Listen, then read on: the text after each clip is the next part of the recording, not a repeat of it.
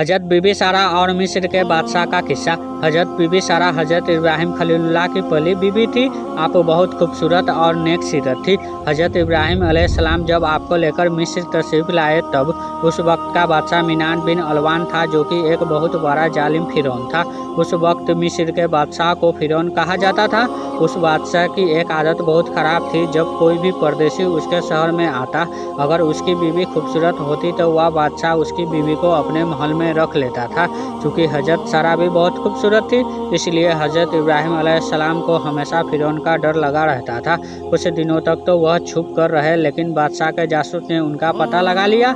जब बादशाह के जासूस ने आपकी खबर बादशाह को दी तो बादशाह ने अपना एक आदमी को हजरत इब्राहिम अलैहिस्सलाम के पास भिजवाया और कहलवाया कि हमें मालूम हुआ है कि तुम्हारे पास एक खूबसूरत औरत है, इसलिए तुम फौरन उसे मेरे पास भेज दो। अगर मेरा हुक्म नहीं माना तो कत्ल कर दिए जाओगे। हजरत इब्राहिम अलैहिस्सलाम ने सारी बात बीबी सारा को बताते हुए कहा कि बादशाह की बात नहीं मानेंगे तो दोनों को जान से हाथ धोना पड़ेगा। अगर खुदा को तुम्हारी इज्जत और आबरू का ख्याल है तो कोई भी तुम्हारा कुछ नहीं बिगाड़ सकेगा। काफ़ी देर सोचने समझने के बाद हजरत बीबी सारा बादशाह के पास जाने के लिए तैयार हो गई, क्योंकि उनको और हजरत इब्राहिम अलैहिस्सलाम को खुदा पर पूरा भरोसा था। फिर हजरत इब्राहिम अलैहिस्सलाम और हजरत बीबी सारा ने 2 रकात नमाज अदा की और दुआ के लिए हाथ उठाए और फरमाया कि या इलाही, मैं तुझ पर और तेरे रसूल पर ईमान लाई हूँ।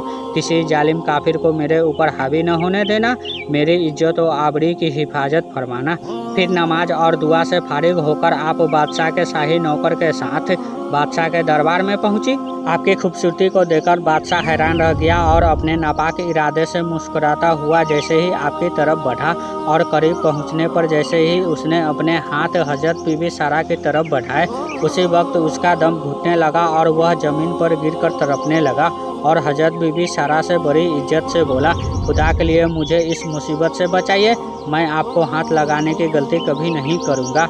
आप हजरत बीबी सारा ने दरबार इलाही में अर्ज किया, या मौला, अगर यह सच कह रहा है तो इसको इस मुसीबत से निजात दिला दे। खुदा ने आपको दुआ कबूल फरमा ली और बादशाह को उसी वक्त दम घुटना बंद हो गया। फिर कुछ देर बाद वापस शैतान ने उसका दिमाग बदल दिया और बादशाह फिर वही हरकत करने लगा। 3 बार बादशाह ने ऐसा ही किया। 3 बार अपने अंजाम में नाकाम रहने पर उसे यकीन हो गया कि मैं अपने नापाक इरादे में अब कामयाब नहीं हो पाऊंगा। यह औरत कोई अल्लाह वाली मालूम होती है। और फिर वह बादशाह अपनी हरकत से बाज आया और अपने बेटी हाजरा को आपकी खिदमत के लिए देकर बड़ी इज्जत से आपको विदा किया। घर आकर जब आपने सारी कहानी सुनाई तो हजरत इब्राहिम सलाम ने खुदा का शुक्र अदा किया। कुछ ही दिनों के बाद आप बीबी सारा और हजरत बादशाह के बेटी को लेकर मिस्र से बैतुल मुकद्दस की तरफ चले गए।